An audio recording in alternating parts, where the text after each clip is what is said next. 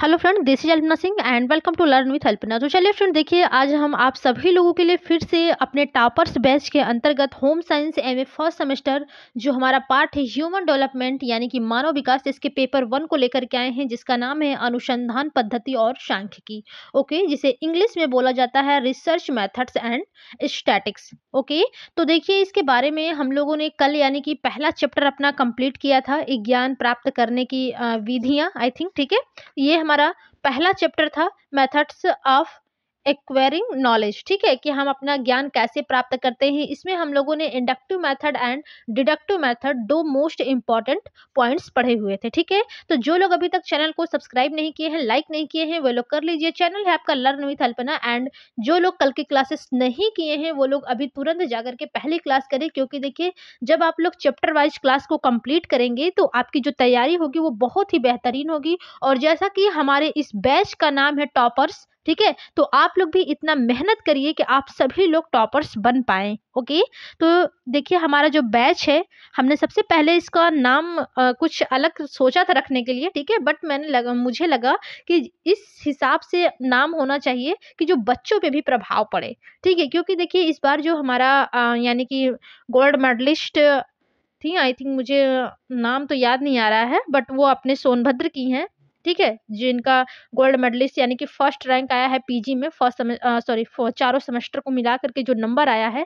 और बाकी के जो टॉप 10 लिस्ट आई थी, मैंने कल भी आप लोगों को बताया था कि उसमें आप लोगों के 52 छात्राएं आई हुई हैं टॉप 10 में। ठीक है, तो बहुत ही अच्छा ये रहा पल खुशी का। ठीक है, कि 52 लड़कियां जो हैं वो छात्राएं आपके टॉप 10 में आई थी। तो देखिए इसी के साथ आज हम लोग अपने चैप्टर 2 को यानी कि स्टार्ट करेंगे, जिसका नाम है शोध अनुसंधान, यानी कि शोध या फिर जिसे हम लोग रिसर्च अनुसंधान बोलते हैं। इसके परिभाषा के बारे में पढ़ेंगे और इसका क्या नेचर है यानी कि क्या स्वरूप होता है, इसके बारे में पढ़ेंगे। ठीक है, तो आई होप आप सभी लोगों ने चैनल को लाइक एंड सब्सक्राइब कर लिया होगा। ठीक है, साथ ही साथ आप लोग बेल आइकन के बटन को प्रेस कर दीजिए, ताकि हमारी आने वाली वीडियो को जो नोटिफिकेशन है वो सबसे पहले आप सभी लोगों के पास पहुंच पाए।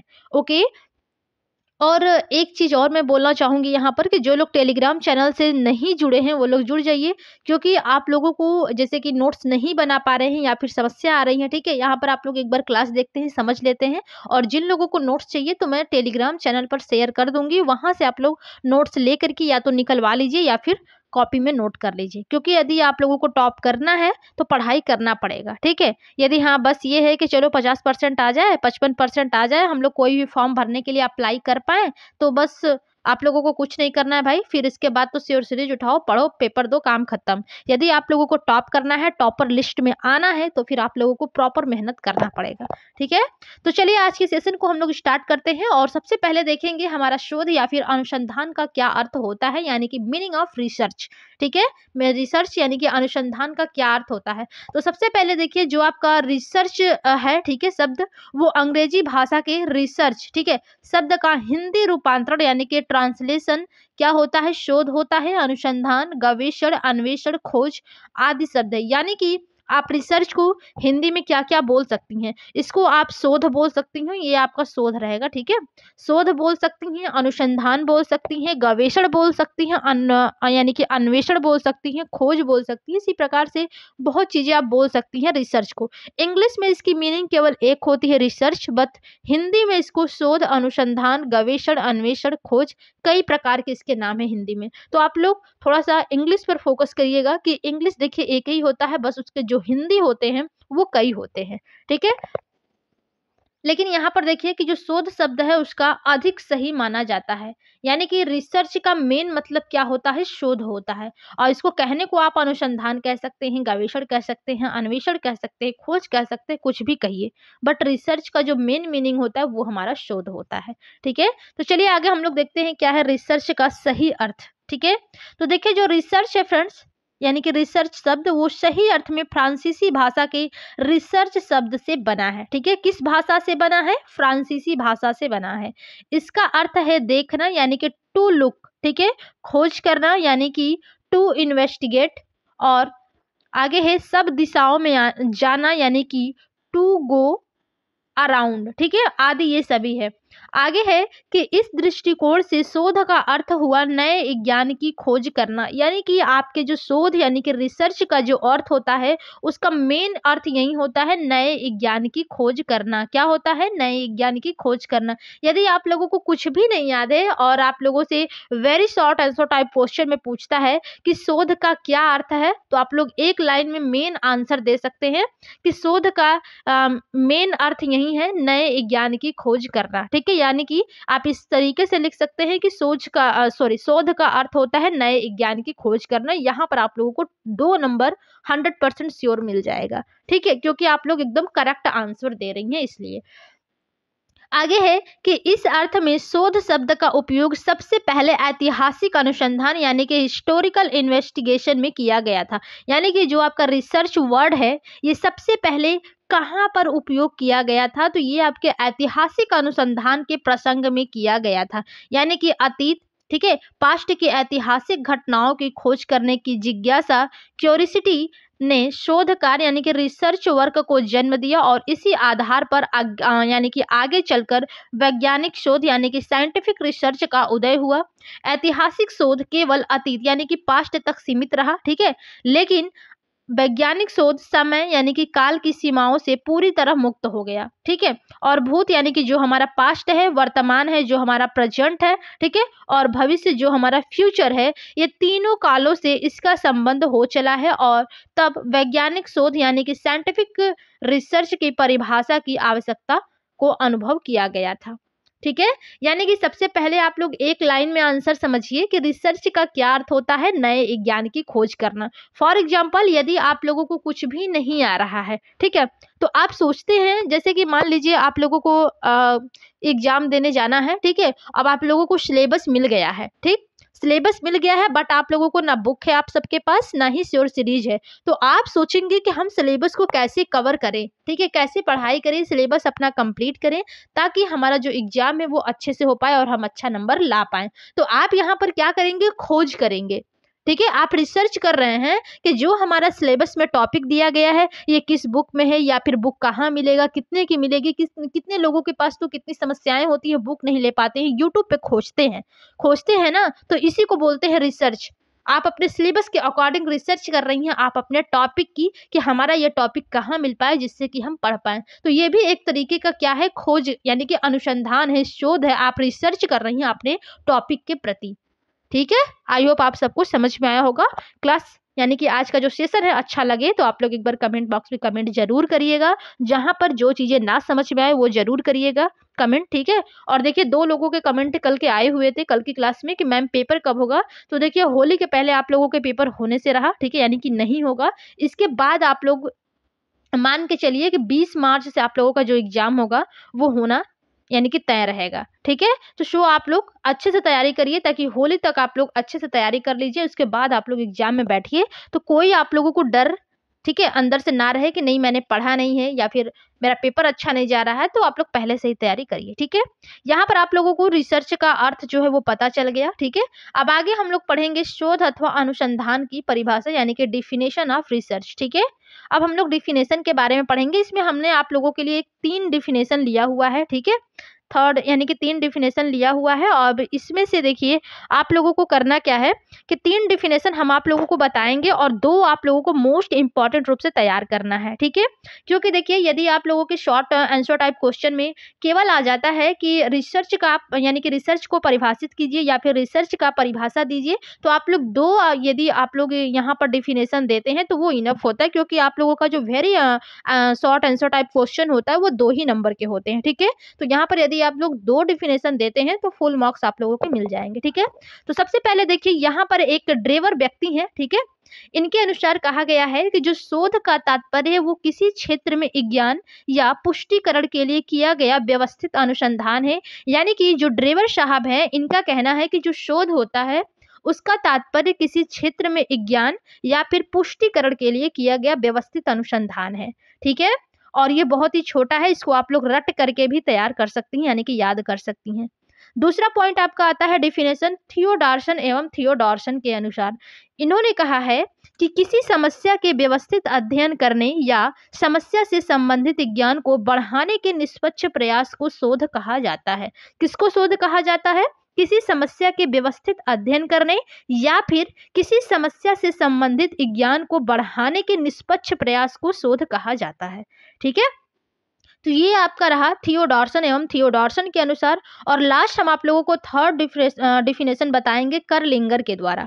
ठीक है, तो देखिए जो आपके करलिंगर साहब है, इन्होंने कहा है कि वैज्ञानिक शोध प्राकृतिक घटनाओं के बीच अनुमानित संबंधों की खोज हेतु निर्मित परिकल्पनाओं का व्यवस्थित, नियंत्रित, अनुभाविक तथा आलोचनात्मक अनुसंधान है। ठीक है, परिकल्पनाओं के बारे में आप लोग जाहिर सी बातें समझ रहे होंगे, हाइपोथेसिस के बारे में। इसके लिए मैं आप लोगों को एक शॉर्ट वीडियो लाऊंगी जिसमें मैं परिकल्पना के बारे में अच्छे से आप लोगों को डिफाइन करूंगी, क्योंकि ये जो परिकल्पना वर्ड है, हाइपोथेसिस, इससे रिलेटेड आप लोगों के मोस्ट इंपॉर्टेंट क्वेश्चन पेपर में देखने को मिलता है। ठीक है, तो ये आप लोगों को तैयार करना बहुत ही इंपॉर्टेंट हो जाता है। और यहाँ पे मैंने आप सभी लोगों के लिए थर्ड डिफिनेशन जो है यानी कि 3 वो कंप्लीट कराया है, जिसमें से आप लोगों को 2 तैयार करना है।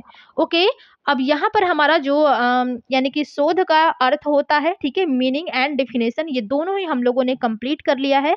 अब इसके बाद हम लोग पढ़ेंगे शोध का स्वरूप या फिर विशेषताएं। ठीक है, यानी कि नेचर और कैरेक्टरिस्टिक ऑफ रिसर्च। ठीक है, तो देखिए यहाँ पर जो हमारे शोध है यानी कि जो शोध का स्वरूप होता है और इसकी जो विशेषताएं हैं, इसके संबंध में कई आपके अध्ययन किए गए हैं, जिससे कि आपको निम्नलिखित बातें मिलती हैं और जो कि हम आगे यहाँ पर डिस्कस करेंगे। ठीक है, तो सबसे पहले तो देखिए यहाँ पर एक अन्वेषण प्रक्रिया आती है। ठीक है, इसमें हम लोग पढ़ेंगे यानी कि जो हमारा शोध होता है, इसका सबसे पहला स्वरूप और सबसे पहला विशेषता होती है अन्वेषण प्रक्रिया। इसके हम देखिए पूरे के बारे में तो डिफाइन नहीं करेंगे। ठीक है, हम आप लोगों को शॉर्ट रूप में यहाँ पर समझाएंगे। जिन लोगों को पीडीएफ चाहिए वो लोग हमारे टेलीग्राम चैनल से जुड़ जाए, वहां पर आप लोगों को free of cost PDF provide कर दिया जाएगा। ठीक है, अन्वेषण प्रक्रिया क्या होती है? अन्वेषण का मतलब होता है खोज करना। अभी मैंने जस्ट आप लोगों को शोध के अर्थ में बताया। ठीक है, कि देखिए जो शोध होता है, सॉरी, रिसर्च जो होता है, उसको हम लोग हिंदी में शोध भी बोलते हैं, अनुसंधान भी बोलते हैं, गवेषण भी बोलते हैं, अन्वेषण भी बोलते हैं और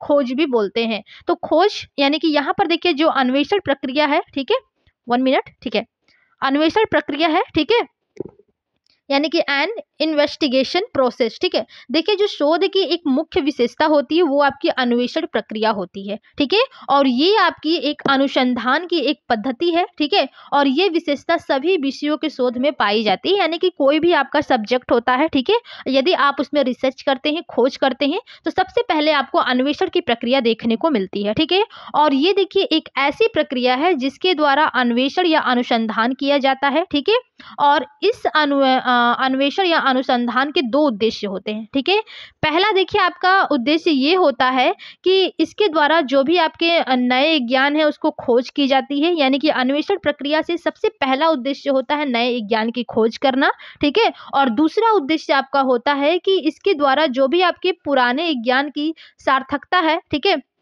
इसकी जांच की जाती है, यानी कि जो भी आपके पुराने ज्ञान है वो सही है या नहीं है, उसका क्या किया जाता है? जांच किया जाता है। ठीक है, और देखिए जब आपका यानी कि जब आपका शोध जो है, ठीक है, उसका उद्देश्य जो आपका नए ज्ञान की खोज करना है, ठीक है, तो इसे हम लोग क्या कहेंगे? अन्वेषणात्मक शोध कहेंगे।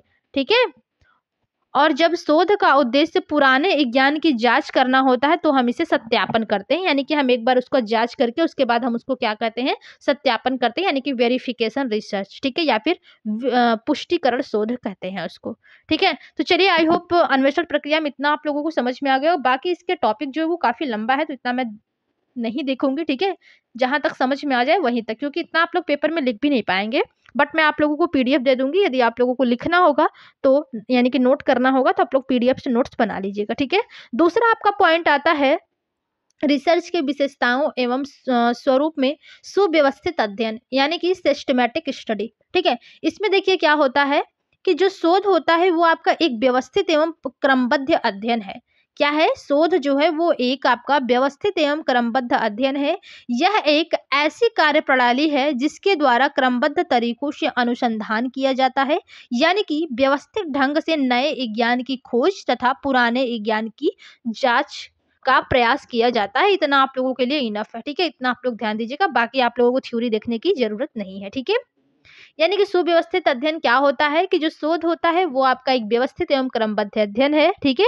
और जिसके द्वारा क्रमबद्ध तरीकों से अनुसंधान किया जाता है, ठीक है? यानी कि व्यवस्थित ढंग से नए विज्ञान की खोज और पुराने विज्ञान की जांच किया जाता है। ये आपका सिस्टमैटिक स्टडी के अंतर्गत आता है, ठीक है? तो सेकंड पॉइंट भी आपका कंप्लीट होता है एंड इसके बाद आपका थर्ड पॉइंट आता है अनुभाविक अध्ययन, ठीक है? ठीक है, यानी कि एक्सपीरियंशियल स्टडी, ठीक है? देखिए, जो आपका अनुभाविक अध्ययन होता है ये भी आपका एक शोध है, ठीक है? यह एक ऐसा अध्ययन है जो अनुभव पर आधारित होता है। फॉर एग्जाम्पल, जो आप लोगों ने ग्रेजुएशन में पढ़ा होगा, ठीक है, वहां पर आपको कुछ तो एक्सपीरियंस हुआ ही होगा कि हाँ, मैंने एग्जाम में कैसे लिखा था, कैसे मेरा नंबर इतना ज़्यादा आया या फिर कैसे मेरा नंबर जो है इतना कम आया। पीजी में हम लोग और तैयारी करें ताकि हम लोग गोल्ड मेडलिस्ट बन जाए, ठीक है? तो ये आपका एक प्रकार का अनुभाविक अध्ययन होता है, ठीक है? इससे देखिए, जो शोधकर्ता होता है यानी कि शोधकर्ता जो रिसर्चर होता है, जो खोज करता है, फॉर एग्जाम्पल जैसे कि आप लोग हैं, ठीक है? आप लोग यहाँ पर अपने सिलेबस के अकॉर्डिंग टॉपिक की खोज कर रहे हैं कि हाँ, कहाँ पे क्लास चल रहा है, कौन मैम पढ़ा रही है, हम लोग वहां से अपने टॉपिक को कंप्लीट करें ताकि हमारा जो एग्जाम है वो बेहतरीन जाए, ठीक है? तो आप लोग क्या है, शोधकर्ता हैं यानी कि रिसर्चर हैं, ठीक है? और ये सब पॉइंट जितना भी आप लोगों ने फर्स्ट पेपर में पढ़ोगे, ठीक है,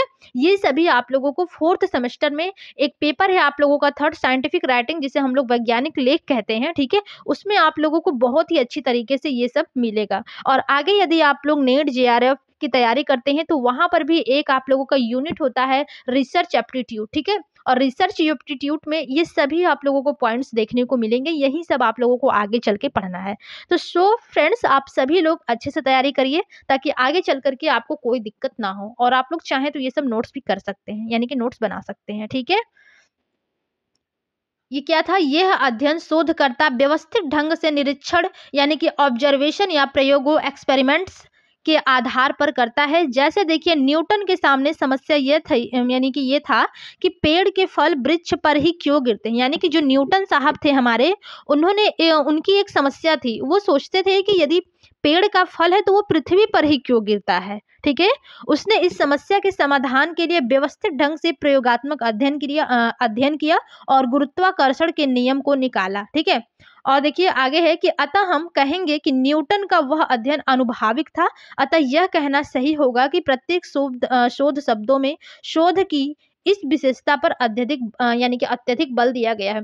बिल्कुल सही बात है। जैसे कि न्यूटन की एक समस्या थी कि जो पेड़ में फल होते हैं वो जमीन पर ही क्यों गिरते हैं, वो इनकी एक समस्या थी। फिर उन्होंने एक रिसर्च किया, फिर उसके बाद उनको पता चला कि एक गुरुत्वाकर्षण बल होता है, यानी कि गुरुत्वाकर्षण बल का एक नियम होता है जिसकी वजह से जो हमारे पेड़ का फल होता है वो जमीन पर ही गिरता है, ठीक है? जमीन पर गिरता है, आसमान में तो जाएगा नहीं, ठीक है? तो ये उनका एक समस्या था जिसका उन्होंने समाधान किया। तो आपके भी कई समस्याएं होंगी, ठीक है, कि हम कैसे पेपर में लिखें, हम लिख नहीं पाते हैं या हमारा छूट जाता है, तो आपका ये समस्या है। अब आपको उस समस्या का कैसे समाधान करना है, तो समाधान करने के लिए आपको टाइम मैनेजमेंट करना होगा। एक आपको वॉच लगाना पड़ेगा, ठीक है? 2 घंटे का एग्जाम होता है तो आप उसमें टाइम डिवाइड करेंगे कि हाँ, मेरा लॉन्ग क्वेश्चन, मैं 20-20 मिनट में लॉन्ग क्वेश्चन करूंगी, 5-5 मिनट में शॉर्ट क्वेश्चन करूंगी और 3 से 4 मिनट में very short answer type question करूंगी, ठीक है? तभी जाकर के आप जो अपना यानी कि जो भी आपका एग्जाम है वो अच्छे से दे पाएंगे, ठीक है? तो अनुभाविक अध्ययन यानी कि आप अपने एक्सपीरियंस से क्या कर रही हैं, यहाँ पर रिसर्च कर रही हैं, ठीक है? यानी कि अपने अनुभव से। थर्ड पॉइंट कंप्लीट होता है एंड चौथा पॉइंट आपका आता है नियंत्रित अध्ययन, ठीक है? यानी कि कंट्रोल्ड स्टडी, ठीक है? देखिए, यहाँ पर कर्लिंगर ने कहा है कि शोध में नियंत्रण की विशेषता पाई जाती है। किसने कहा है? ये आपके कर्लिंगर साहब ने कहा है कि शोध में नियंत्रण की विशेषता पाई जाती है। यहाँ जो अध्ययन किया जाता है वह नियंत्रित होता है, ठीक है?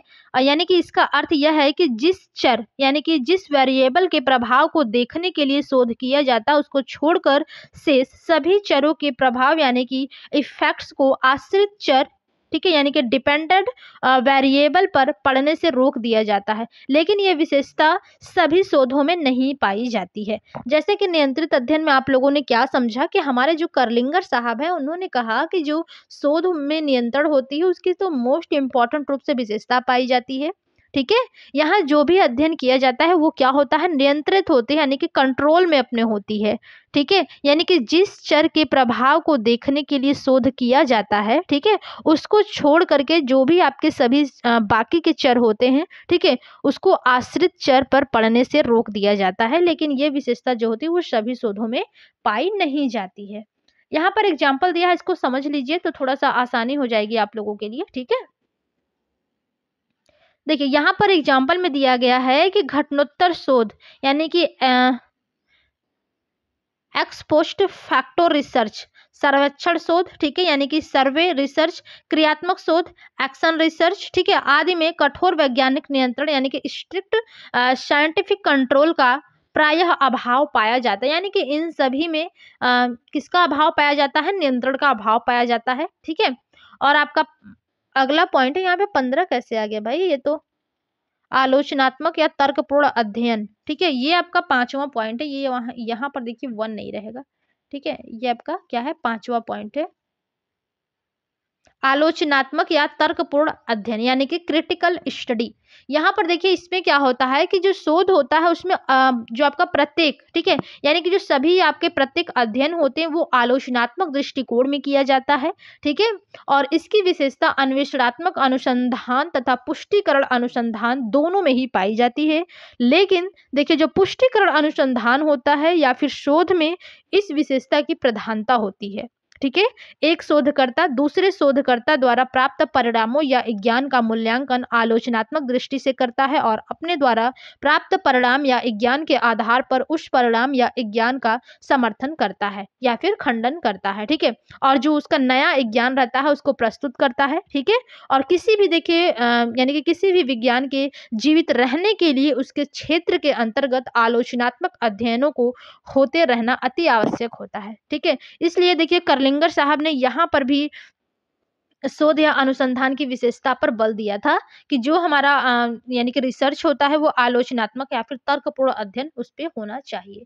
ठीक है, यानी कि क्रिटिकल स्टडी वहां पर होना चाहिए, और जहां पर क्रिटिकल वर्ड आता है, ठीक है, वो बहुत ही अच्छा होता है अपने आप में। ठीक है, और अगला पॉइंट है आपका विशिष्ट उपकरण यानी कि स्पेसिफिक टूल्स। ठीक है, इसमें क्या है कि देखिए जो अनुसंधान होता है या फिर शोध प्रक्रिया होती है इसको संचालित करने के लिए कुछ विशेष उपकरणों का प्रयोग करना आवश्यक होता है। ठीक है, और उपकरणों के अंतर्गत कई प्रकार की प्रविधियां यानी कि टेक्निक्स तथा परीक्षण यानी कि टेस्ट की गणना की जाती है। शोध कार्य करते समय शोधकर्ता यानी कि रिसर्चर अपनी तत्कालीन आवश्यकता के अनुसार प्रदत्त संग्रह यानी कि डाटा कलेक्शन के लिए निरीक्षण यानी कि ऑब्जर्वेशन, साक्षात्कार, इंटरव्यू, प्रश्नावली, क्वेश्चनियर आदि प्रविधियों का उपयोग करता है। इसी प्रकार आवश्यकता के अनुसार भिन्न भिन्न प्रकार के मानसिक परीक्षणों या बुद्धि परीक्षण, अभिवृत्ति परीक्षण, व्यक्तित्व परीक्षण आदि का भी व्यवहार किया जाता है। ठीक है, तो ये सभी आपके विशिष्ट उपकरण के अंतर्गत में आते हैं।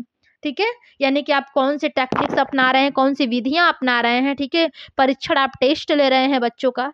ठीक है, तो ये सब आपके क्या है, विशिष्ट उपकरण है यानी कि स्पेसिफिक टूल्स हैं ये सब। ठीक है, अगला आपका आता है वैज्ञानिक अभिकल्प यानी कि साइंटिफिक डिजाइन। वैज्ञानिक अभिकल्प है और वैज्ञानिक, सॉरी, साइंटिफिक राइटिंग था ना वो, हाँ ठीक है, चलो कोई बात नहीं।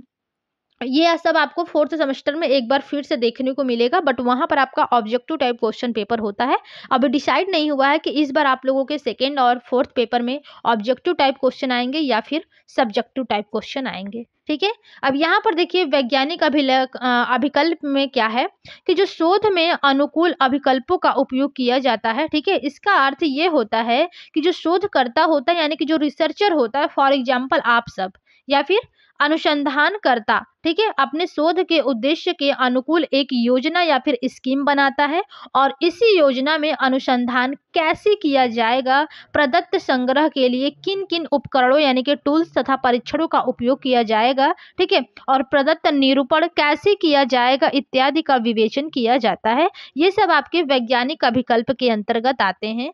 ठीक है, आई होप आप सबको समझ में आ रहा होगा। एक बार फिर से समझिएगा कि जो रिसर्चर होता है यानी कि शोधकर्ता होता है या फिर अनुसंधानकर्ता होता है, ठीक है, वो अपने उद्देश्यों की एक अनुकूल योजना यानी कि प्लान या फिर स्कीम बनाता है और इस योजना में जो आपके अनुसंधान है उसको कैसे किया जाएगा, प्रदत्त संग्रह के लिए किन किन उपकरणों का, ठीक है, यानी कि कौन कौन से उपकरण चाहिए, कौन कौन से परीक्षण करने हैं, कौन सा प्रदत्त का निरूपण करना है, कैसे किया जाएगा, ये सभी चीजें क्या आती हैं, वैज्ञानिक अभिकल्प के ही अंतर्गत आती हैं।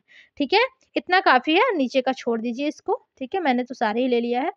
और इसके बाद आपका आता है वस्तुनिष्ठता यानी कि ऑब्जेक्टिविटी। ठीक है, ऑब्जेक्टिविटी में क्या आता है कि जो शोध में वस्तुनिष्ठता की विशेषता पाई जाती है, यह विशेषता मनोवैज्ञानिक अनुसंधान यानी कि साइकोलॉजिकल रिसर्च में भी पाया जाता है। ठीक है, और वस्तुनिष्ठ अध्ययन का अर्थ वह अध्ययन होता है जिसमें शोधकर्ता किसी समस्या या विषय वस्तु का अध्ययन पक्षपात, पूर्वधारणा, स्थराकृत आदि व्यक्तिगत कारकों से प्रभावित हुए बिना ही करता है। ठीक है, वस्तुनिष्ठता में क्या होता है, यानी कि जो वस्तुनिष्ठ अध्ययन का अर्थ होता है वो क्या होता है कि जिसमें जो शोधकर्ता यानी कि फॉर एग्जांपल आप सब जिसमें होते हैं, आपका कोई समस्या है, विषय वस्तु का अध्ययन करना है, उसमें पक्षपात, पूर्वधारणा, स्थराकृति आदि व्यक्तिगत कारकों से प्रभावित हुए बिना ही आप करते हैं, वहां पर वस्तुनिष्ठता आपकी आ जाती है। ठीक है, यानी कि आपको कहीं पर भी कोई समस्याएँ नहीं आ रही हैं, कोई विषय वस्तु के अध्ययन में कोई पक्षपात नहीं हो रहा है, पूर्वधारणा नहीं बनाया गया है, ठीक है? स्टीरियोटाइप नहीं है, ठीक है? वहाँ पर यानी कि स्टीरियोटाइप का मतलब हम आप लोगों को एक अलग से क्लास में बताएँगे, ठीक है? स्टीरियोटाइप क्या होता है, पूर्वधारणा क्या होता है, ठीक है? जेंडर बायसनेस क्या होता है, ये सभी के बारे में थोड़ा-सा मैं बताऊँगी, ठीक है? कल की क्लास में। इसको कल मैं एक अलग से वीडियो लूँगी, ठीक है? जो आप सभी लोगों के लिए मोस्ट इम्पोर्टेंट है, चाहे आप लोग फर्स्ट सेमेस्टर में हो, सेकंड सेमेस्टर में हो, थर्ड में हो, फोर्थ में, आप सब सीटेट की तैयारी कर रहे हो, टेट की तैयारी कर रहे हो या फिर किसी भी एग्जाम की तैयारी कर रहे हो या फिर नहीं कर रहे हो, ठीक है? तो आपको दैनिक जीवन में भी समझने के लिए जो मैं कल टॉपिक आपको एक बताऊंगी वो आपको 12 बजे उसकी क्लास मिल जाएगी, ठीक है? वीडियो अपलोड हो जाएगा, आप लोग उसको देखिएगा, ठीक है? तो ये आपका वस्तुनिष्ठता यानी कि ऑब्जेक्टिविटी आता है। और अगला पॉइंट है आपका परिमाणन, ठीक है? क्वांटिफिकेशन, परिमाणन। इसमें देखिए क्या होता है, अनुसंधान का ये एक विशेषता है, स्वरूप है परिमाणन, ठीक है? इसमें ये होता है कि जो अनुसंधान है या फिर शोध है, इसमें परिमाणन की विशेषता भी पाई जाती है। ये विशेषता यथासंभव वैज्ञानिक शोधों में भी पाई जाती है, ठीक है? और इसका अर्थ है कि जहाँ तक संभव होता है वैज्ञानिक शोधों में प्राप्तांकों यानी कि डाटा के विश्लेषण में सांख्यिकीय विधियों का व्यवहार किया जाता है, ठीक है? और यहाँ पर देखिए नलिनी, ठीक है, एक नलिनी आपके राइटर हैं, इनके मतानुसार कहा गया है कि जो परिमाणन का अर्थ होता है वो ये होता है कि किसी वस्तु में किसी गुण, विशेषता या विशेषण की कितनी मात्रा उपलब्ध है, इस मात्रा को संचरित करने के लिए संख्या यानी कि नंबर का उपयोग किया जाता है परिमाणन में, ठीक है? क्वांटिफिकेशन, क्वांटिफिकेशन यानी कि आप कितना मात्रा है, क्वांटिफिकेशन और क्वांटिटी और क्वालिटी में अंतर होता है। क्वांटिटी क्या होता है, मात्रात्मक यानी कि परिमाणन जो कहा गया है। क्वालिटी का मतलब होता है गुण। देखिए जो यानी कि परिमाणन जो आपका क्वांटिटी होता है, मात्रा कितना है आप उसको नंबर दे सकती हैं, ठीक है? जैसे कोई बच्चा है तो उसने यदि टेस्ट दिया है, ठीक है? जैसे आप सबका मैं कोई एक टेस्ट ले लूं तो किसी का 10 में से 10 आ जाएगा, 10 में से 9 आएगा, 10 में से 8 आएगा। एक पॉइंट है, इसको समझिएगा, ठीक है? तो यहाँ पर हम क्या करेंगे कि जो बच्चा अच्छा करेगा उसको हम नंबर देंगे, 10 नंबर दे दिए, 9 नंबर दे दिए, ठीक है? यहाँ पर 7 नंबर दे दिए, 6 नंबर दे दिए, जो जैसा उसको हम नंबरिंग कर दिए, ठीक है? तो ये हमारा क्या हो जाएगा, परिमाणन हो जाएगा यानी कि क्वांटिफिकेशन हो जाएगा। एक आपका इसी के साथ क्वालिटी आता है, ठीक है? क्वालिटिफिकेशन, ठीक है? उसमें क्या होता है कि जैसे आपका बहुत अच्छा व्यवहार है, ठीक है? आप बहुत अच्छा काम करते हो, तो वहाँ पर हम आपको ग्रेड नहीं दे सकते, बस हम आपके गुणों की चर्चा कर सकते हैं कि हाँ, ये बालिका अच्छी है, ये छात्रा अच्छी है, बट वहाँ पर हम आपको नंबर नहीं दे सकते हैं, ठीक? तो कुछ चीज़ें होती हैं कि हम लोग नंबर वाइज़ डिफ़ाइन कर सकते हैं, बट कुछ चीज़ें होती हैं जिसको हम यानी कि मात्रा में नहीं कर सकते हैं, ठीक है, वो गुणों में परिवर्तित होता है, उसके हम गुण बता सकते हैं, उसकी मात्रा नहीं बता सकते हैं कि हाँ इसको खाना बनाने में इतने नंबर मिला है, ठीक है, इसकी ये करने में इतने नंबर मिला। आप परीक्षा दे रही हैं, वहाँ पे लिखित परीक्षा आपकी कॉपी चेक हो रही है, तो वहाँ पर पता चलेगा कि हाँ आपको कितना नंबर मिला है। बस बट क्वालिटी में क्या होता है, यहाँ पर आपके गुणों की बात की जाती है, वहाँ पर आपको नंबर नहीं मिलता है, ठीक है। तो परिमाणन यानी कि क्वांटिफिकेशन यानी कि मात्रा यानी कि संख्या का उपयोग इसमें किया जाता है, ठीक है। ये किसके अनुसार है, नलनी के अनुसार है, ठीक है। चलिए अगला पॉइंट है आपका प्रतिकृति, ठीक है, रेप्लिकेशन। प्रतिकृति के अंतर्गत क्या आता है, देखिए साधारण अर्थ में पुनरावृत्ति, ठीक है, रेपिटेशन को ही प्रतिकृति कहते हैं, यानी कि जो आप पुनरावृत्ति कहते हैं ना उसी को प्रतिकृति भी कहा जाता है, ठीक है। तो देखिए जो आगे है कि शोधकर्ता अपने शोध या अध्ययन के आधार पर जो परिणाम या फिर ज्ञान प्राप्त करता है उसकी सत्यता की जांच के लिए वह अपने शोध या अध्ययन को बार बार दोहराता है। यानी कि जो आपने रिसर्च किया है, जो आपने ज्ञान प्राप्त किया है वो सत्य है या नहीं है, उसको यानी कि जो शोध है उसका अध्ययन बार बार दोहराता है, ठीक है। यदि उसे हर बार एक ही तरह का परिणाम प्राप्त होता है तो समझा जाता है कि जो उसका शोध है वो क्या है, यानी कि विश्वसनीय है। और यदि परिणाम जो है वो स्थिरता का अभाव होता है या फिर भिन्न भिन्न समयों में अध्ययन को दोहराने पर भिन्न भिन्न यानी कि अलग अलग परिणाम प्राप्त होते हैं तो ये समझा जाता है कि जो आपका अध्ययन है वो अविश्वसनीय है, ठीक है। पुनरावृत्ति, आई होप आप इसको समझ पा रहे होंगे कि यदि आप लोगों ने कोई भी ज्ञान किया, ठीक है, आप लोगों ने क्या किया कि जैसे आप लोगों का हमने टेस्ट लिया, क्लास लिया, इसके बाद हमने एक हफ्ते में कोई टेस्ट लिया, ठीक है। यदि आप लोग उस टेस्ट में जो भी आंसर लिखते हैं हम 4 बार आप लोगों को क्वेश्चन दें, 4 बार आप लोगों से आंसर लिखवाएं, ठीक है, यदि आप लोगों के नंबर उतने ही आते हैं, ठीक, तो यहाँ पर हम मानेंगे कि हमारा जो परीक्षा है वो क्या है, विश्वसनीय है। यदि सबके नंबर अलग अलग आते हैं तो हम समझ जाएंगे कि विश्वसनीय है। कभी आपने पढ़ा है, कभी नहीं पढ़ा है, कभी आपने चीटिंग करके नंबर कॉपी भरा हुआ है, ठीक है, तो यहाँ पर वो विश्वसनीय नहीं रहता है। तो ऐसे ही आपका रिसर्च होता है। आपने अगर कोई अध्ययन किया है, किसी चीज किसी टॉपिक के बारे में आपने अध्ययन किया है, अब आप उसको 5 बार अब फिर से अध्ययन कर रहे हैं, बार बार, यानी कि आप उसको पढ़ रहे हैं, कहीं आपका गलत निकल जा रहा है, कुछ हो जा रहा है, ठीक है, तो वो आपका विश्वसनीय नहीं माना जाएगा। यदि आप कोई अध्ययन किए हैं आप उसको 5 बार पढ़िए, 10 बार पढ़िए, 20 बार पढ़िए, यदि आपका जो आंसर से जो अध्ययन है वो बार बार एक ही चीज है, वहां पर कोई आपकी त्रुटियां नहीं निकलती हैं, सब कुछ सही है, तो वो क्या हो जाएगा, विश्वसनीय हो जाएगा। यही आपके प्रतिकृति के अंतर्गत आता है या फिर पुनरावृत्ति के अंतर्गत आता है। ओके, चलिए अगले पॉइंट की तरफ चलेंगे। अगला पॉइंट है आपका सत्यापन यानी कि वेरिफिकेशन, ठीक है, सत्यापन, वेरिफिकेशन। इसके बाद आपको 2 पॉइंट इसमें और पढ़ना है, ठीक है।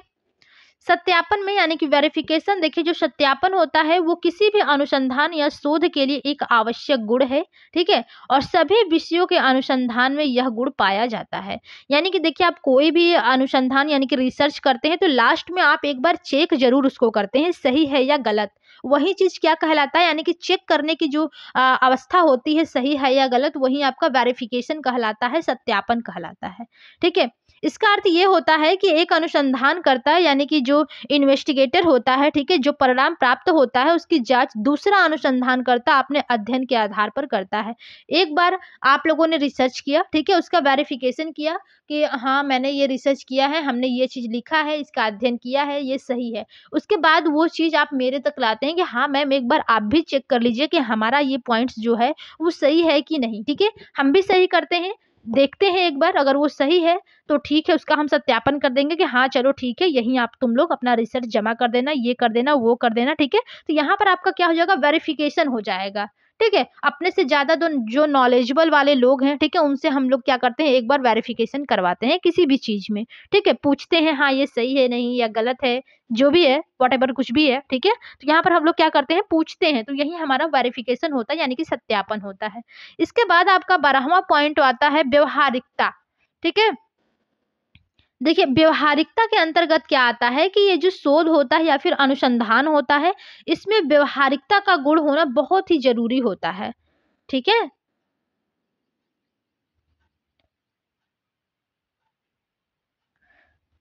देखिए जो व्यवहारिकता का अर्थ होता है वो ये होता है कि शोध या अनुसंधान सैद्धांतिक, या फिर व्यवहारिक रूप से उपयोगी तथा लाभप्रद हो। इस दृष्टिकोण से शोध या अनुसंधान के दो प्रकार होते हैं, ठीक है, जिन्हें शुद्ध शोध और व्यवहारिक शोध कहते हैं। इसमें यानी कि जो व्यवहारिकता होती है, इसमें दो प्रकार होते हैं, एक आपका शुद्ध शोध आता है और दूसरा आपका व्यवहारिक शोध आता है। देखिए, जो शुद्ध शोध होता है इसको हम लोग सैद्धांतिक शोध भी कहते हैं, ध्यान दीजिएगा, शुद्ध शोध को ही सैद्धांतिक शोध कहा जाता है और इसका उद्देश्य प्राकृतिक घटनाओं को समझना तथा संगत सूचना प्राप्त करना है और इससे शोधकर्ता अपनी जिज्ञासा यानी कि क्यूरियोसिटी की संतुष्टि करता है। यहाँ शोधकर्ता अपने शोध के व्यवहारिक लाभ पर ध्यान नहीं देता। दूसरी ओर जो आपका व्यवहारिक शोध है, इसमें शोधकर्ता किसी व्यवहारिक लाभ को ध्यान में रखता है। यानी कि देखिए, जो आपका शोधकर्ता होता है वहां पर आपके अंतर्गत एक व्यवहारिकता का गुण होना चाहिए। यदि आप लोग किसी से कुछ भी पूछ रहे हैं, ठीक है, फॉर एग्जाम्पल आपको आंगनबाड़ी पे रिसर्च करना है कि आंगनबाड़ी केंद्र में क्या होता है, कैसे होता है, वॉट एवर कुछ भी है, ठीक है, तो यदि आप लोग किसी के भी आंगनबाड़ी केंद्र पर जाते हैं तो वहां पर आपका व्यवहार जो होता है, पर्सनालिटी जो होती है वो देखा जाता है, ठीक है। यदि आप बहुत ही टाइट होकर के बात करते हैं आंगनबाड़ी केंद्र से, वो आपको कुछ बताएगी? कुछ नहीं बताएगी, ठीक है। कहेगी इन सबों को तो बहुत घमंड है, बहुत एटीट्यूड में है, व्यवहार ही अच्छा नहीं है, कौन इन लोगों से बात करेगा। बट आपका यदि पर्सनालिटी अच्छी है, आप लोग व्यवहार अच्छे हैं आप लोगों के, ठीक है, तो आप बात करने जाएंगे तो आपको ए टू जेड पूरा इन्फॉर्मेशन निकाल कर दे देगी और आप लोगों को अच्छे से वो समझा भी देगी कि हाँ, आंगनबाड़ी केंद्र में कैसे क्या होता है, ठीक है, बच्चों को कैसे पढ़ाना लिखाना होता है, ठीक है, कैसे क्या उनको खाने में क्या मेन्यू होता है, एक यानी कि मंडे से लेके आपके सैटरडे तक मेनू तैयार रहता है बच्चों को खाने पीने के लिए, तो हर एक चीज आपको ए टू जेड पता हो जाएगा। तो वहां पर आपका सबसे मोस्ट इंपॉर्टेंट क्या होता है? पर्सनालिटी, यानी कि आपका व्यवहार कैसा है, ठीक है। तो इसलिए जो आपका रिसर्च होता है, रिसर्च की विशेषताएं, इसमें व्यवहारिकता का मोस्ट इंपॉर्टेंट रोल होता है, ठीक है। और आपका यहाँ पर लास्ट पॉइंट आ जाएगा मितव्ययिता। देखिए, जो शोध होता है वो मितव्ययी होता है, ठीक है, इकोनॉमिकल, ठीक है, मितव्ययी होता है। प्रत्येक विषय के अनुसंधान में इस विशेषता का होना भी आवश्यक है।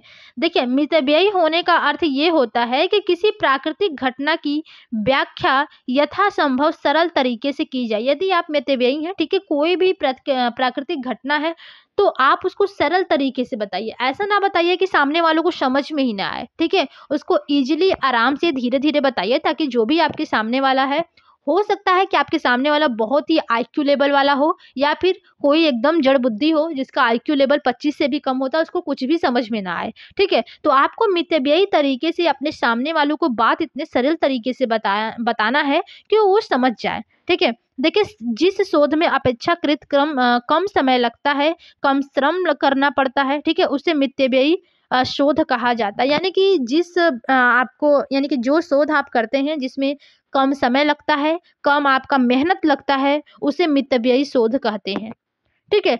हो सकता है आपसे 1 नंबर के क्वेश्चन में पूछ सकता है कि मितव्ययी शोध किसे कहते हैं, तो आप क्या लिखेंगे कि जिस शोध में, ये शोध रहेगा, ठीक है, जिस शोध में अपेक्षाकृत कम समय लगता है, कम श्रम करना पड़ता है, उसे मितव्ययी शोध कहा जाता है।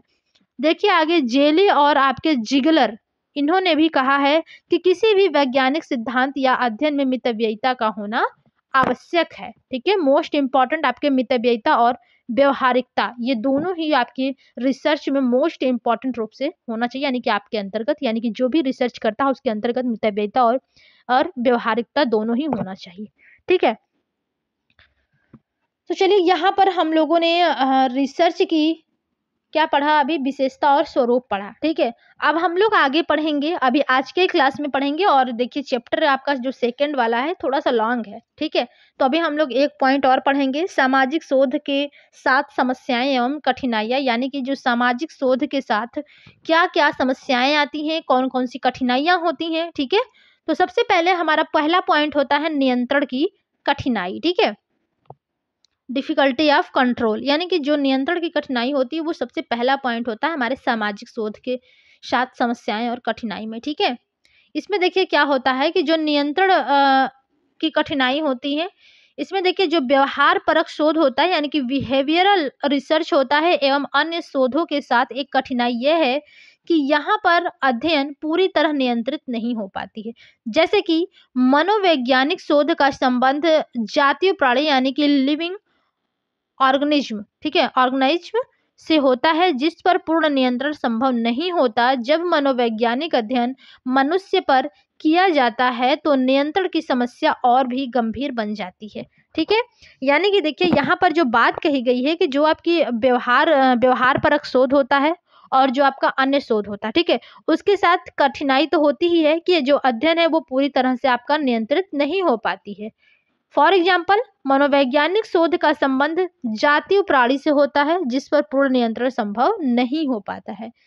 ठीक है, जब देखिए मनोवैज्ञानिक अध्ययन मनुष्य पर किया जाता है तो नियंत्रण की समस्या और भी अधिक बन जाती है। यानी कि वैज्ञानिक शोध में आप कोई भी यदि आप मनुष्यों पर रिसर्च कर रहे हैं तो वहां पर आपको समस्या तो आएंगी। ठीक है, और इसका ये कारण होता है कि जो मानव मन होता है वो इतना ज़्यादा चंचल होता है कि उसे पूरी तरह से नियंत्रित कर पाना संभव नहीं है। देखिए जो ह्यूमन का नेचर होता है, ठीक है, वो बहुत ही चंचल टाइप से होते हैं। ठीक है, इस प्रकार से आप उसके ऊपर पूरा तरीके से यानी कि नियंत्रण आप उसको नहीं कर पाते हैं। और दूसरी जगह यदि आप देखिए भौतिक विज्ञान में, ठीक है, यानी कि फिजिक्स वगैरह में और आपका रसायन विज्ञान यानी कि केमिस्ट्री में निर्जीव के संबंध में अनुसंधान किए जाते हैं और निर्जीव पर पूर्ण नियंत्रण संभव है।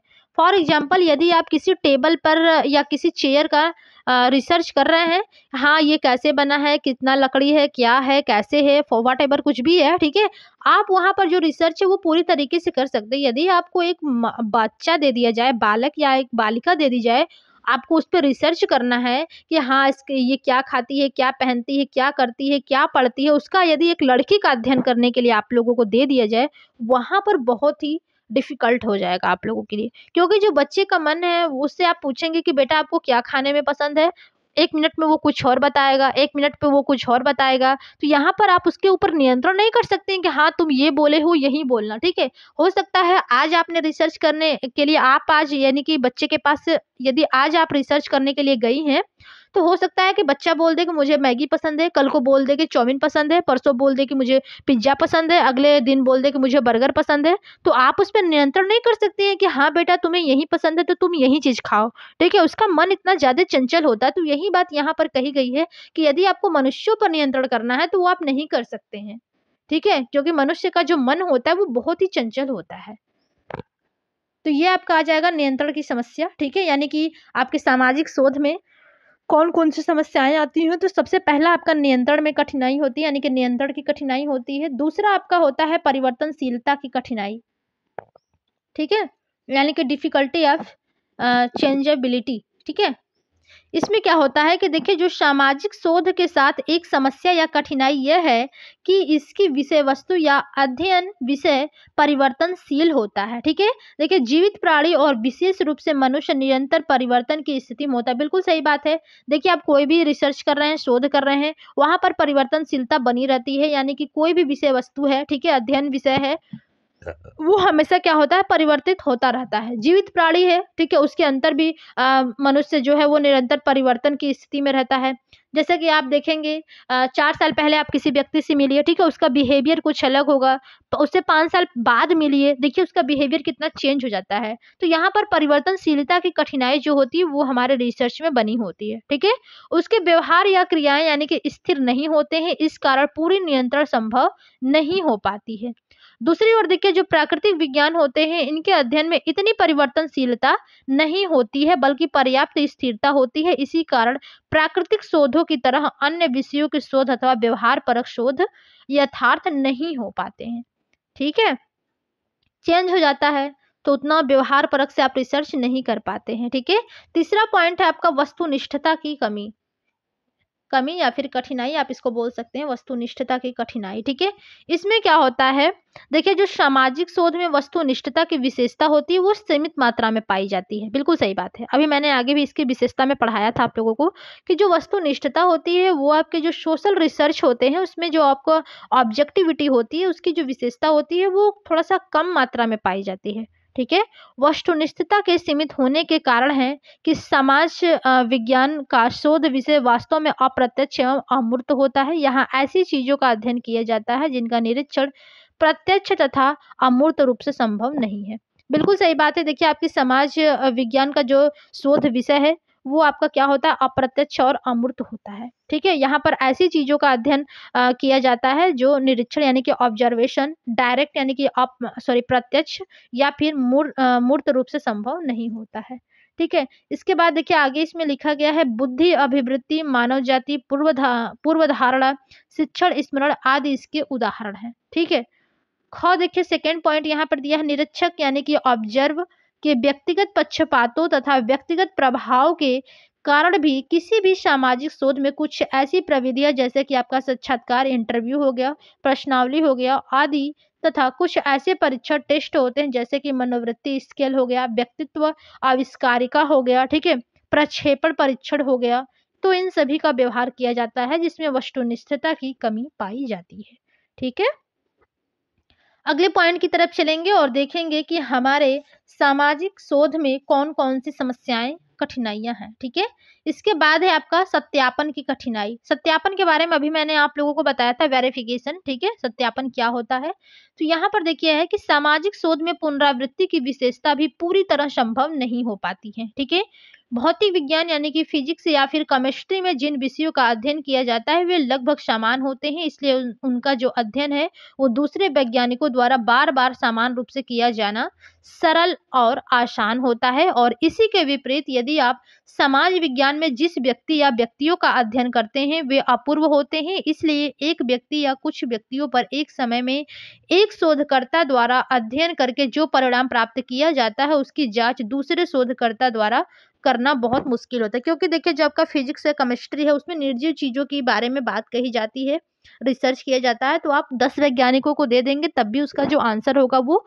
सेम आएगा। बट जो हमारा सोशल रिसर्च होता है, सामाजिक शोध होता है, इसमें हर चीज परिवर्तनशीलता की स्थिति में होती है। तो यहाँ पर आप यदि दूसरे व्यक्ति को वेरिफिकेशन करने के लिए देते हैं तो उसका जो आंसर होगा वो हर बार अलग अलग चीजें आएंगी। ठीक है, तो सत्यापन में भी कठिनाई होती है हमारे सामाजिक शोध के अंतर्गत। ठीक है, चलिए चौथा पॉइंट आपका कंप्लीट हुआ। अगला पॉइंट है आपका पुनरावृत्ति की कठिनाई।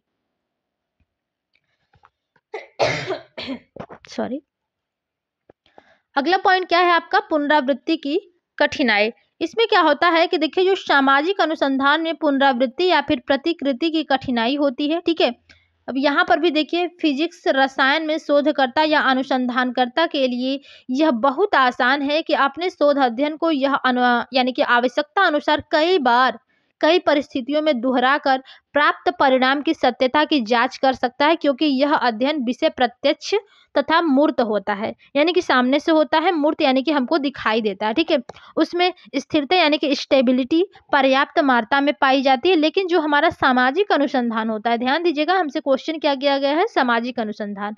जो सामाजिक अनुसंधान होता है इसमें इतनी आसानी से अध्ययन को दोहराना संभव नहीं होता है। ठीक है, क्योंकि देखिए यहाँ पर प्रत्यक्ष एवं अमूर्त विषय पर अध्ययन किया जाता है। ओके, जो मुझे दिखाई नहीं देता है, जो परिवर्तनशील तथा अस्थिर होता है। ठीक है, तो यहाँ पर पुनरावृत्ति की भी कठिनाई हमको देखने को मिलती है हमारे सामाजिक अनुसंधान के अंतर्गत। अगला पॉइंट है आपका निरीक्षित की संवेदनशीलता। हाँ ठीक है, निरीक्षित की संवेदनशीलता यानी कि सेंसिटिविटी ऑफ द ऑब्जर्व्ड।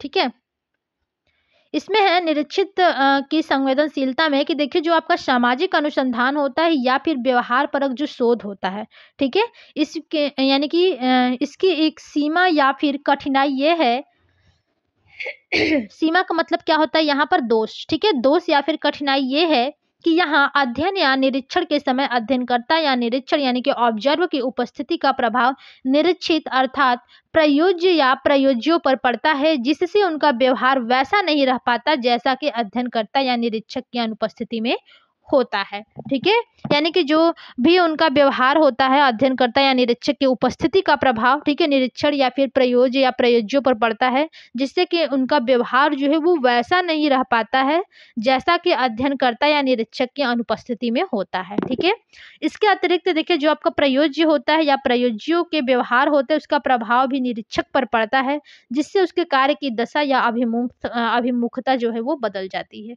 ठीक है, तो यहाँ पर जो निरीक्षित की संवेदनशीलता होती है इसमें भी कठिनाई होती है हमारे सामाजिक अनुसंधान के अंतर्गत। एंड अगला आपका आता है परिमाणन की कठिनाई। ठीक है, परिमाणन में भी कठिनाई होता है, जो कि मैंने अभी आपको जस्ट बताया था विशेषता वाले में। यहाँ पर भी समझ लेते हैं। देखिए, जो सामाजिक शोध होता है वो पूरी तरह से वैज्ञानिक न होने का एक कारण है। ठीक है, यानी कि जो हमारा सामाजिक शोध है वो पूरी तरह से वैज्ञानिक नहीं है। ठीक है, कि देखिए इसमें परिमाणन पूरी तरह संभव नहीं हो पाता। देखिए यहाँ पर भौतिक विज्ञान यानी कि फिजिक्स या फिर केमिस्ट्री की तरह समाज विज्ञान में किसी विषय का मात्रात्मक अध्ययन संभव नहीं हो पाता। जैसे मैंने बताया ना कि यदि आपको देखिए मैथ का है, ठीक है, मैथ में आप नंबर्स दे सकते हैं, ओके, नंबर्स दे सकते हैं, लेकिन अब समाज विज्ञान की जब बात करते हैं, सोशियोलॉजी वगैरह की जब बात करते हैं, वहां पर जब आपसे कोई चीज पूछा जाता है तो वहां पर आप क्या करते हैं, वहां पर परिमाणन में थोड़ा सा कठिनाई होती है, क्योंकि मात्रा जो नंबर्स है उसमें थोड़ा सा कठिनाई आपको क्या थोड़ा क्या बहुत ज्यादा होता है। क्यों होता है? क्योंकि जो हमारा सामाजिक शोध है वो वैज्ञानिक नहीं है, इसलिए हमको कठिनाई होती है। ठीक है, तो यहाँ पर बहुत ज्यादा समझने की जरूरत नहीं, इतना आपका इनफ है। ठीक है, अगले पॉइंट की तरफ चलेंगे। अगला पॉइंट है आपका अथवा अप्रायिक परिस्थिति। ठीक है, देखिए जो अप्रायिक परिस्थिति होता है, इसमें कहा गया है कि सामाजिक अनुसंधान के साथ एक कमजोरी यह भी है कि यहाँ जिस परिस्थिति में अध्ययन किया जाता है वह प्रथागत नहीं होती है। ठीक है, इस कारण भी भौतिक विज्ञानों की तुलना में सामाजिक विज्ञानों में होने वाले शोधों या अनुसंधानों में वैज्ञानिकता कम होती है, जो तो बिल्कुल सही बात है। अभी मैंने जस्ट इसके ऊपर भी बताया कि जो हमारा सामाजिक अनुसंधान होता है, ठीक है, इसमें जो वैज्ञानिकता होती है वो कम होती है, वो वैज्ञानिक नहीं होती है। ठीक है, और आपका लास्ट पॉइंट आपका यहाँ पर आ जाएगा आत्मनिष्ठता यानी कि सब्जेक्टिविटी। ठीक है, इसमें क्या होता है कि देखिए जो सामाजिक शोध होता है उसकी एक गंभीर कमजोरी यानी कि वीकनेस होता है या फिर कठिनाई ये है कि जहां पर प्रदत्त संग्रह के लिए शोध समस्या के स्वरूप के अनुसार आत्म प्रतिवेदन प्रविधियों जैसे साक्षात्कार, प्रश्नावली, आविष्कारिका, ठीक है, आदि का व्यवहार किया जाता है, और निश्चित रूप में इन सभी प्रविधियों में आत्मनिष्ठ होने का दोष पाया जाता है, और इस बात की संभावना सदैव बनी रहती है कि प्रयोज्य या उत्तरदाता सही बात को छिपा लें और गलत सुना दे। ऐसे शोधों के आधार पर प्राप्त परिणाम संदिग्ध यानी कि हाँ संदिग्ध ही रहेंगे। ठीक है, तो यहाँ पर देखिए आत्मनिष्ठा निष्ठता यानी कि सब्जेक्टिविटी में भी कठिनाई होती है। ये सभी हमारे यानी कि 9 पॉइंट्स एक बार फिर से रिवीजन करवा देते हैं आप लोगों का सामाजिक शोध के साथ समस्याएं और कठिनाइयां। सबसे पहले आपके नियंत्रण में कठिनाई आती है, सेकंड पॉइंट आपके परिवर्तनशीलता की कठिनाई आती है, थर्ड वस्तुनिष्ठता की कठिनाई आती है, फोर्थ सत्यापन की कठिनाई आती है, पांचवा आपका पुनरावृत्ति की कठिनाई, छठवां निरीक्षित की संवेदनशीलता में कठिनाई, सातवां परिमाणन में कठिनाई, और आठवां आपका है अप्रायिक परिस्थिति में कठिनाई, और नौवां लास्ट है आत्मनिष्ठता की कठिनाई या फिर आत्मनिष्ठता में समस्या। ठीक है, तो ये सभी आपके सामाजिक अनुसंधान की समस्याएं हैं, और इसके पहले हम लोगों ने पढ़ा था सामाजिक सॉरी शोध का स्वरूप या विशेषता यानी कि अनुसंधान की क्या क्या विशेषताएं होती वो मैंने पढ़ा था। और देखिए मोस्ट इंपॉर्टेंट रूप से सामाजिक शोध के बारे में आपसे क्वेश्चन में पूछता है। ठीक है, तो यहाँ पर आप लोगों से कोई क्वेश्चन पूछेगा तो आप लोग बता सकते हैं, क्योंकि मैंने थ्योरी पूरी तरीके से आप लोगों को बता दिया है। ठीक है, और जो भी चीजें आप लोगों को समझ में नहीं आ रही है वो लोग हमें कमेंट बॉक्स में कमेंट करके एक बार जरूर पूछें। ठीक है, एग्जाम के बारे में कुछ लोगों ने पूछा था, मैंने बता दिया कि जो एग्जाम है वो आप लोगों का लगभग होली के बाद होने की पूरी तरीके से संभावनाएं हैं। ओके, तो चलिए आज की क्लास को आप सभी लोग लाइक, शेयर और सब्सक्राइब कर दीजिए अपने सभी दोस्तों में, अपने व्हाट्सएप, फेसबुक, इंस्टा और टेलीग्राम के जरिए। ओके फ्रेंड्स, तो आज की क्लास में बस इतना ही। मिलेंगे अपने अगली क्लास, यानी कि आज हम आप लोगों को थर्ड पेपर के बारे में थोड़ा सा पढ़ाएंगे, फर्स्ट चैप्टर।